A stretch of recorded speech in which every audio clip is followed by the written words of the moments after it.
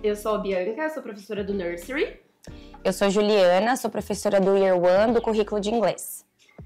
Hoje nós vamos apresentar algumas ideias, alguns insights mesmo a respeito dos conflitos na escola, né? E como que isso permeia toda a educação das crianças, desde dos toddlers, dos pequenininhos, até o Year One, Year Two. Na verdade, o conflito ele permeia todas as relações humanas, né? Então não é uma coisa que a gente vai conseguir resolver de uma vez por todas, mas conforme as crianças crescem, conforme as relações avançam e se amadurecem, os conflitos vão ser diferentes, os temas dos conflitos serão diferentes e as formas de resolver também são diferentes.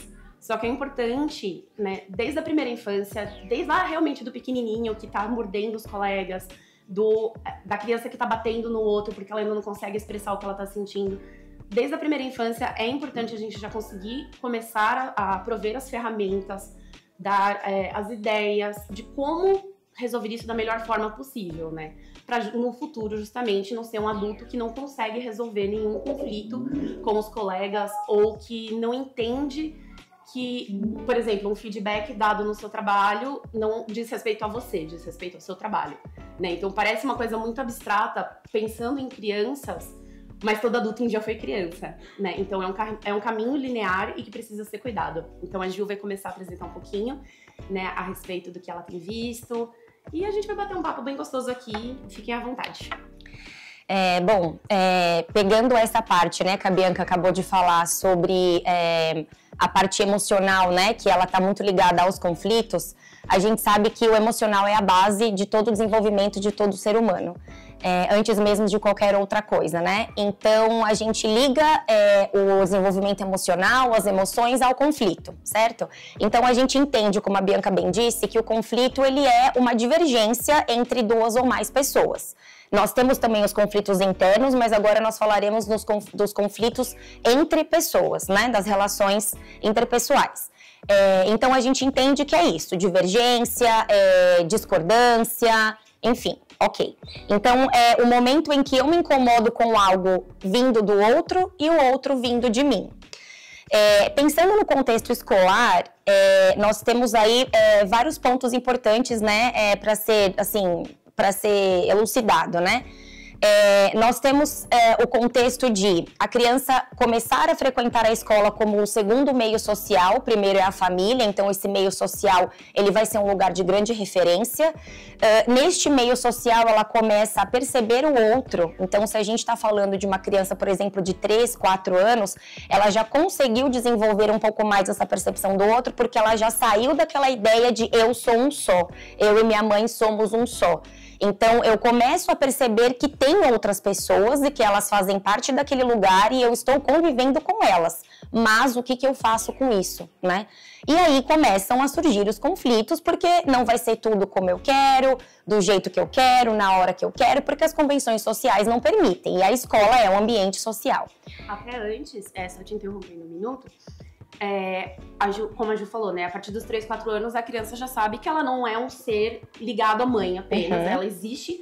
E que tudo é em torno dela, é o autocentrismo, né, que a gente fala. Só que até antes disso, né, por volta dos 2 anos, por que acontece tantos episódios de mordida na turma do toddler, por exemplo? Sim. Porque as crianças não têm repertório. Elas não conseguem ainda entender o que está incomodando, entender quais são os sentimentos deles. Elas não entendem as emoções, Exato. Né? Eu tô bravo, tô chateado. E até por falta de vocabulário, por falta de capacidade mesmo de explicar o que tá sentindo, o que tá acontecendo, eles mordem. Eles recorrem àquilo que eles conseguem, que é morder. Então a mordida, pra criança dessa faixa etária, é uma forma de expressão também. Não é a melhor do mundo, não é a mais adequada. Mas é o que ela entende que ela pode fazer. E né? a gente sabe o quanto que é difícil, enquanto família, receber às vezes 1, às vezes 2, às vezes diversos relatos. Poxa, seu filho foi mordido, poxa, seu filho... Mas acho que é importante entender que não é uma coisa pessoal, né? Não é a criança odeia o seu filho ou a sua criança não se relaciona bem com ninguém. Não é isso. É a forma como, naquele momento, eles conseguem expressar o que eles estão sentindo. E justamente por isso, nós, enquanto escola, e vocês, enquanto família, Nós temos que auxiliar as crianças a entender que o que nós estamos sentindo tá tudo bem, tá tudo... É uma coisa que a gente trabalha muito com as crianças, né? Isso em todas as faixas etárias. Está tudo bem sentir o que você tá sentindo, então tudo bem estar com raiva, tudo bem estar triste, tudo bem querer chorar, mas morder não é ok, bater não é ok.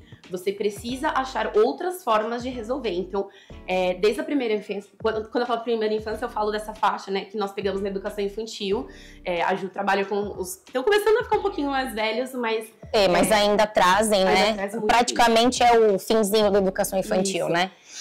Nós trabalhamos essa questão de identificar e validar e nomear os sentimentos. Então, eu tô vendo que você está ficando com raiva. O que você está sentindo é sono. Porque às vezes acontece, parece que não. Como assim? Tá com sono, tá batendo. Às vezes a criança ela não consegue lidar com o tanto de cansaço que ela tá sentindo e ela vai reagir de uma forma mais explosiva, né? Então, é importante desde os pequenininhos, desde os toddlers, 2 aninhos lá, justamente fazendo esse trabalho a passos de formiguinha, né, de explicar, de ajudar, de valorizar e de reforçar mesmo o que a criança está sentindo e mostrando desde pequeno, né, quais são as melhores formas de se resolver um conflito. E como os conflitos eles estão no campo das emoções, é algo abstrato. Então a gente precisa respeitar a idade da criança e o que ela consegue absorver e aprender em relação a isso, né? Emoções são complexas para todos, adultos, enfim. Então, agora vamos numa linha. Se a gente tem as crianças de 2 anos, os exemplos que nós podemos dar de conflito são, como a Bianca disse, mordida, vai ser muito no físico. Por quê? Porque eles estão explorando o mundo, eles exploram pelos 5 sentidos, principalmente oral, então eles mordem muita coisa. Então, eles tudo exploram... Boca, né? Brinquedo isso, na boca, tudo leva à boca. Então, é natural que eles reajam a essas emoções desafiadoras, as quais eles nem sabem o que são, com a boca. Então, nem sempre vai ser por raiva. Muitas vezes pode ser porque a criança tá muito, como eu posso dizer, eufórica. Ela entendeu que aquilo é a maneira como o corpo dela reage às emoções. Então, o que nós fazemos é tentar direcionar essa criança para ela entender que aquela não é a melhor opção. É algo abstrato, não é rápido, porque ela ainda não tem repertório, como a Bianca disse, ela não tem maturação para isso. Maturação cerebral não é nem esperado que ela entenda, né? Não é justo com ela. Então, como a gente faz? A gente conversa, fala várias vezes a mesma coisa. Podemos também levar o amigo para pegar um gelo, por exemplo, para segurar no local da mordida. Porque a gente falar não pode morder, não é o que vai ser efetivo. A gente precisa ter algo significativo para ele. Então, ao longo do tempo, ele vai estar lá, ele vai ajudar o amigo vai chorar, ele pode ficar chateado. Depois de um longo tempo, não é em 1 mês, não é em 2 meses, ele vai começar a entender que aquele comportamento não está sendo legal. E temos também a adição de o vocabulário estar se desenvolvendo, a dicção estar melhor, eles estão conseguindo se expressar melhor. E aí é que a gente entra com a identificação das emoções, a gente entra com brinquedos, com cores diferentes para representar emoções, com recursos visuais nas paredes, para eles olharem e entenderem o que é aquilo primeiro, porque até então eles não têm ideia do que é, nenhuma. E aí eles vão conseguindo entender um pouquinho sobre o que eles sentem. E aí, quando a gente vai para as crianças um pouquinho mais velhas, considerando que elas já têm um vocabulário, considerando que elas já conseguem se expressar melhor, a gente vai potencializando tudo isso, a gente vai oferecendo mais estratégias, muni-los de ferramentas para que eles possam resolver. Mas ainda terão, sim, essas reações físicas, porque 3 anos ainda é bem pequeno. Então, a gente ainda vai precisar retomar esses combinados e mostrar para eles opções de resolução. Então, é muito importante também que nós façamos isso, que nós mostremos através do exemplo como é que a gente faz. Porque, como eu falei, só a fala não tem valor, porque é totalmente abstrato, eu não estou entendendo nada, né? Então, assim, é lógico que eu vou fazer de novo, porque eu não tenho essa autorregulação. Então, com as crianças de 3 anos, por exemplo, a gente já consegue fazer um pouquinho mais. A gente também pode usar objetos mesmo, que podem trabalhar como ferramenta para ajudar na autorregulação. Então, de repente, apertar uma bolinha de massagem. Tem os fidget toys, que são aqueles que eles conseguem apertar, que eles conseguem puxar, que eles tocam, o poppet que virou uma febre. Então, parece que não, mas isso é muito eficiente, porque eles conseguem canalizar toda aquela bagunça das emoções e dos sentimentos e a própria frustração para fazer alguma coisa usando os 5 sentidos. Aqui na escola, né, muitas vezes, principalmente com a faixa etária que eu trabalho, né, que é justamente entre esses 3, 4 anos, às vezes só de tirar a criança da sala e levar ela para caminhar ou levar ela para tomar uma água já ajuda ela a sair daquele ambiente. Exato. Que está reforçando aquela emoção. Ajuda ela a se regular de novo, né? Então ela vai depois conseguir voltar, vai conseguir explicar o que está sentindo. Eu acho que uma das ferramentas mais incríveis que tem justamente para essa fase é O Monstro das Cores. Né? É um livro incrível que tem em português, tem em inglês, dá para ser trabalhado de qualquer forma que as famílias preferirem. Né? Então são vários monstrinhos. Na verdade, começa com uma criança tentando ajudar um monstrinho dela que tá completamente confuso. Ele não sabe o que tá sentindo. Então é um monstrinho branco todo colorido com todas as emoções nele, porque ele tá perdido. E aí, durante o livro, ela vai passando com o monstrinho, né? Então ele vira o monstrinho amarelo da felicidade, ele vira o monstrinho verde da calma, o monstrinho vermelho da raiva. E é maravilhoso, né? Então, por exemplo, na minha sala, nós temos todos os monstrinhos. E foi muito bacana que as crianças me pediram monstrinhos que não tinham no livro, né? Então eu comecei a apresentar os monstrinhos, eles ficaram inconformados. Eles falaram assim, Miss, cadê o monstrinho da fome? Falei, verdade, precisa do monstrinho da fome. Então eles me pediram, a gente criou o monstrinho da fome e o monstrinho do sono. E é muito bacana, porque eles mesmos já sabem, sabem dizer, hoje eu tô com fome, hoje eu tô com sono. Né? Às vezes nós temos crianças que têm um pouco mais de dificuldade de lidar com seus sentimentos, lidar com as frustrações e precisam de suporte maior, e essas crianças se apropriam com muita facilidade desses mecanismos.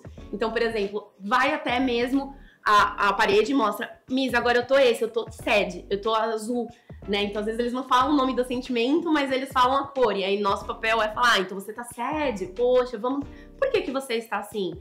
E tentar ajudar, né? Então, hoje em dia é muito mais fácil do que nós tínhamos há 10, 15 anos atrás. Sim. Justamente encontrar ferramentas e outras formas de ajudar as crianças a lidarem com seus sentimentos e resolver esses conflitos de uma forma que seja significativa para eles, né? Porque como a Ju falou, eu não posso falar assim, o que você fez foi errado, vai lá pedir desculpa. Primeiro que se você força a criança a pedir desculpa, é uma coisa vazia. Para ela não vai ter significado, ela não está refletindo sobre a ação dela. Ela tá falando porque você está pedindo para que ela fale. Né? Então, é até uma abordagem que a gente também segue, essa questão de não forçar a pedir desculpa. É justamente trazer a reflexão, poxa, você machucou o seu amigo, o que você pode fazer? Às vezes a criança vai dizer, como a Ju falou, quero pegar um gelinho. Às vezes a criança ela não tem ideia do que ela pode fazer. E aí a gente vai falando, olha, como você machucou, será que um gelinho não ajuda? Ah, você brigou com seu amigo, o que você pode fazer para deixar ele feliz? Às vezes a criança vai falar, vou pedir desculpa. Às vezes ele não vai conseguir. E aí você sugere, o que você acha de pedir desculpa? Às vezes a criança vai falar que sim, tudo bem. Às vezes a criança vai falar que não, que ela não tá pronta naquele momento pra pedir desculpa. E tudo bem também. E aí é nosso papel também pra dizer, olha, o seu amigo te machucou, mas ele ainda não tá pronto pra pedir desculpa. Depois a gente conversa de novo. E trazer pra criança que também, né, foi a causadora daquele conflito. Olha, então tudo bem, você agora não tá pronto, então vai lá, bebe uma água, respira um pouco, a gente conversa de novo sobre o que você fez e aí a gente vê como a gente pode ajudar seu amigo. Então são estratégias que são muito direcionadas a, como a Ju falou, tem que ser uma coisa direcionada para a idade da criança. Você não pode cobrar dela uma coisa que ela não tá pronta para te dar. Sim, e voltando ao nursery, a gente trabalha um pouco mais com essa identificação das emoções, que até então era totalmente desconhecido, e a gente também trabalha com nomear, como a Bianca disse. Então é importante, porque na cabecinha deles vai fazer sentido. Então o que eu não conheço, como eu vou lidar? O que eu conheço, eu posso aprender a lidar. Então a gente consegue trabalhar de uma maneira mais palpável com eles, é um pouco mais concreta, por conta da idade, do vocabulário, etc. Então a gente já vai inserindo aí outras ferramentas, outras maneiras. E uma coisa muito importante, como a Bianca disse, a gente precisa promover a reflexão. Então, com 3 anos, a criança já consegue entender um pouquinho melhor, ela já consegue pensar um pouquinho mais. Às vezes, eles mesmos conseguem pensar e falar, eu estava bravo, ou ele puxou o brinquedo da minha mão. Então, assim, é muito importante promover a reflexão para que eles sejam agentes ativos de todas as situações. Apesar de não entenderem por completo, eles precisam participar. Então, trabalhar isso desde muito pequenininho é essencial para eles aprenderem que eles precisam se expressar, eles precisam ouvir os demais, eles precisam aprender a ouvir e eles precisam entender que emoções fazem parte da vida. Até porque até não muito pouco tempo atrás, as emoções elas eram trabalhadas como um grande problema, né? A sociedade ela não incentiva as pessoas, e principalmente as crianças, a se expressarem, né? A criança parece que não é um agente ativo na sociedade. Então, a gente tem trazido muito isso, tem melhorado bastante, mas a gente precisa incentivar o empoderamento de você se posicionar e entender de uma vez por todas que se posicionar não é errado, né? Não é ruim, pelo contrário, é importante. Então a gente incentiva muito o falar. E aí depois a gente passa para o JK, que já tem 4 anos, então tem um pouco mais de vocabulário, um pouco mais de maturidade, eles já conseguem se expressar melhor. E aí a gente vai adicionando ferramentas, repertório, eles já vão trazendo mais dos anos anteriores. O SK, que a criança de 5 anos, aí já começa a mudar um pouquinho a origem do conflito, porque aí, como eu disse, o meio social ele vai se tornando muito importante. Então, a escola, para eles, é um ambiente de socialização. Então, os amigos passam a ter um peso muito grande na vida, a opinião dos amigos, o que os amigos fazem. Então, começa a trazer aquele choque, casa e escola, mas a minha mãe disse que é assim, mas aqui o meu amigo faz assado. Então, acontece esse choque mesmo. É uma coisa muito difícil, né, na cabecinha deles, então eles vão reproduzir comportamento, eles vão testar, eles vão agir de diversas maneiras, e porque... eles vão negociar com aquilo que eles têm, né, porque é a fase que você mais vai escutar. Isso. Você não vai no meu aniversário, você não vai na minha casa, porque é o que eles conseguem, né? Então aí é papel mais ativo. Isso, a gente vê que a reação deles, né, frente aos conflitos é muito mais verbal, no sentido de atacar. Então, você não é mais meu amigo, você não vai mais na minha casa, que são coisas que eles entendem que vão afetar essas crianças. Então, a gente trabalha muito mais no verbal e a gente trabalha também na percepção do outro. Tudo bem, mas você gostaria se fosse com você? Como você se sentiu em relação a isso? Fulano, o que você acha? Eu acho que você pode conversar com seu amigo. Pra gente trabalhar, você deve falar e você também deve ouvir. Expor as suas emoções é necessário, porque o outro nem sempre vai saber. Às vezes eles ficam chateados com uma coisa que aconteceu, eles entenderam de X modo, mas o outro amigo não tá nem sabendo o que tá acontecendo. Então a gente precisa promover a conversa, o diálogo como principal ferramenta de solução de conflitos. E aí no primeiro ano, que já não é mais educação infantil, mas é muito parecido, a gente tem ainda mais. Porque aí eles vêm trazendo crenças, eles vêm trazendo opiniões, eles vêm trazendo todo o repertório da família para a escola, né? E as amizades, elas acabam impactando muito mais. Já tem a divisão de grupinho, já tem comparação. Então, aí esses conflitos, eles já passam para um campo muito mais de identidade também, porque como o ser humano é social, ele precisa do outro, ele precisa ser aceito no grupo. E aí eu começo eu vou fazer isso porque foi legal, eu vou fazer porque o fulano riu, eu vou fazer porque eu quero ser amigo dele.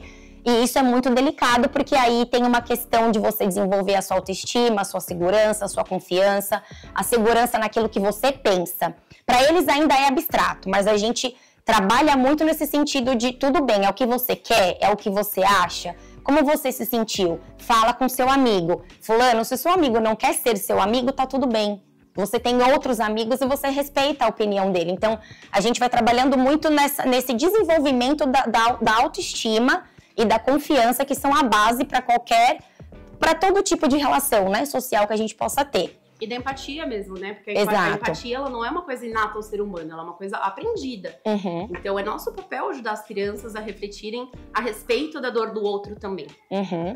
E como ela pode agir em relação a isso. Então, só finalizando, como a Bianca disse, temos várias estratégias, várias ferramentas para munir essas crianças, para que elas desenvolvam principalmente autoestima, segurança. Só que a questão do desculpa realmente é uma coisa que não faz sentido. Acho que hoje em dia isso tem diminuído já, porque senão a criança aprende que, olha, eu fiz isso, eu magoei alguém, é só eu pedir desculpa que tá tudo bem. Às vezes até com a gente mesmo, com adultos.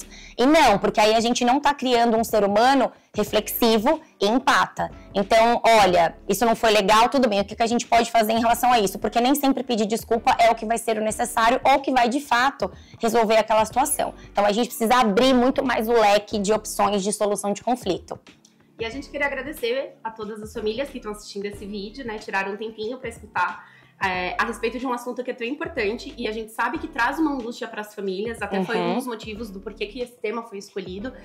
A gente sabe o quanto é difícil chegar em casa, receber do seu filho o relato de uma briga, de uma agressão que às vezes acontece dentro de sala de aula, mas também trazer um pouco a segurança para vocês de que nós entendemos que o conflito faz parte das relações humanas. E nós, enquanto escola, estamos aqui para ajudar vocês no que for possível e justamente ensinar os nossos pequenos as melhores formas de resolver esses conflitos. Então... E pontuar também que o papel da família é extremamente necessário, tanto quanto da escola. A gente não consegue trabalhar sozinho. Então, o ambiente que eles têm em casa, o modo como a família também trabalha os conflitos, como eles reagem aos conflitos, na verdade vai ter um impacto muito maior na criança, porque a família ainda é a primeira referência. Então, é muito importante que isso seja trabalhado em conjunto, para que faça sentido para eles. E é isso, muito obrigada a todos. Obrigada. Até a próxima.